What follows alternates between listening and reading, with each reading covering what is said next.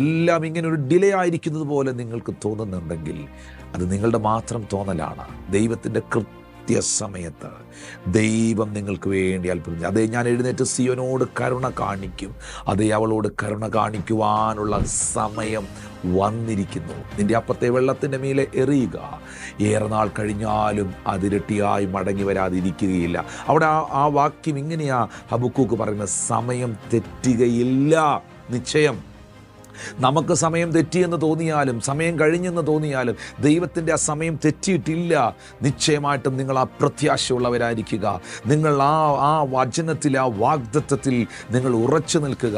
കത്തിക്കും ഇസഹാക്കിനും ഇടയിൽ ദൈവം പ്രവർത്തിച്ചതുപോലെ ദൈവത്തിൻ്റെ കൃത്യമായ സമയത്ത് നിങ്ങൾക്ക് വേണ്ടി ഒരുക്കിയ ആട്ടുകൊറ്റനെ, നിങ്ങൾക്ക് വേണ്ടി ദൈവം കരുതി വച്ചിരിക്കുന്നതിനെ നിങ്ങൾക്കായി ദൈവം വെളിപ്പെടുത്തും. ദൈവത്തിൻ്റെ സമയം കൃത്യ